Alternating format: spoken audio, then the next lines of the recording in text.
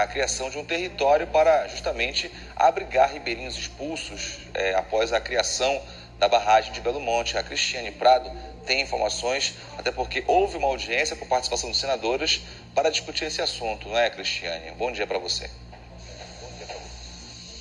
Bom dia para você, Márcio. Bom dia a todos. Um assunto polêmico que tem dividido grupos aqui em Altamira. De um lado, os produtores rurais que dizem que serão prejudicados pela criação desse território ribeirinho, pelo menos 94 propriedades rurais, onde vivem mais de 200 famílias de produtores, deverão ser afetadas porque essas áreas terão que ser adquiridas pela empresa empreendedora da usina Belo Monte para a implantação desse território. Do outro lado estão os ribeirinhos, impactados diretamente pela formação da usina hidrelétrica Belo Monte, pela construção da usina e formação do reservatório que alimenta a hidrelétrica.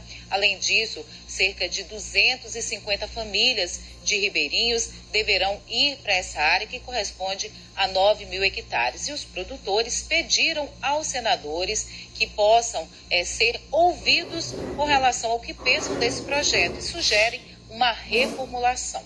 Vamos saber mais sobre essa audiência de ontem, agora na reportagem.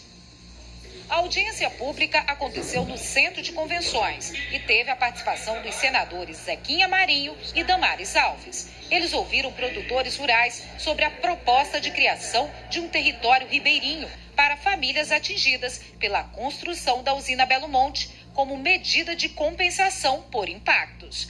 O modelo proposto está sendo questionado porque abrange terras que terão de ser desapropriadas às margens do rio Xingu. A gente é conhecedor de que todo dia há um pedido de aumento e de acréscimo de áreas para compor um território ribeirinho, coisa que já é algo do passado, porque a empresa, quando indenizou, reacomodou todo mundo na cidade, quem tem direito lá na terra também já foi acomodado.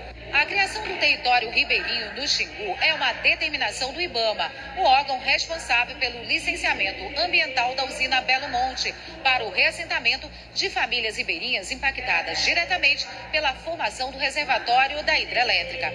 A empresa responsável pelo empreendimento terá que adquirir uma área de cerca de 9.000 hectares para que os ribeirinhos voltem ao modo de vida tradicional. Mas o setor produtivo questiona os possíveis impactos que a criação desse território poderá trazer aos produtores rurais. O seu João Batista, de 84 anos, já teve uma área indenizada na época da construção da barragem.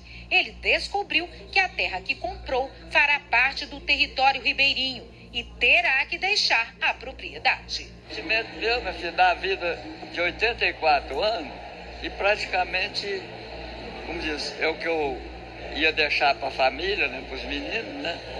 Então, estou sendo sujeito a sair outra vez, né? A área do seu Ronaldo foi uma das primeiras a ser desapropriada. Ele foi indenizado por 39 hectares, mas disse que o valor foi baixo e que teve prejuízo. Foi um prejuízo muito grande, uma perda, né? Porque o valor não era significativo no momento, né? Valia muito mais, mas a gente tiveram que aceitar, que foi uma posição colocada pela Norte Energia. Um grupo de ribeirinhos participou da audiência. Alguns deles ainda nem sabem se vão conseguir retornar para as margens do rio Xingu. Eu mesmo, eu não estou dentro desse território, porque eu estou numa área que a Norte Energia ainda não indenizou, né, na área do Morro dos Araras, Itapuama, e a Norte Energia ela não contemplou todo mundo, né? Existem pessoas que querem o território, outras pessoas que querem voltar para o seu território. As discussões sobre a criação do território ribeirinho são polêmicas. Ambientalistas e integrantes de movimentos sociais defendem que o modelo recomendado pelo Ministério Público Federal seja mantido sem alterações. Os ribeirinhos não podem ficar espalhados entre várias fazendas, porque o gado do fazendeiro entra nas suas terras, o fogo do fazendeiro invade as suas terras, e é por isso que é importante que eles fiquem unidos em uma área relativamente próxima da cidade, onde possam reconstituir as suas vidas. Um relatório independente vai ser elaborado pelos senadores. A comissão vai analisar se está tendo violação de direitos.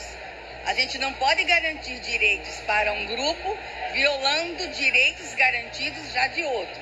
Então, hoje é um dia para ouvi-los. E, claro, nós vamos ouvir os dois lados, nós vamos ouvir todo mundo e depois a comissão vai produzir um relatório. Com relação a esse trabalho que foi feito pelos senadores ontem aqui na audiência pública em Altamira, o resultado desse trabalho deverá ser divulgado nas próximas semanas, mas os senadores não informaram exatamente a data em que será feita essa divulgação. A empresa Norte Energia, que é a concessionária da usina Belo Monte, ela terá que criar o território ribeirinho como uma das condicionantes para manter a licença de operação da hidrelétrica Belo Monte.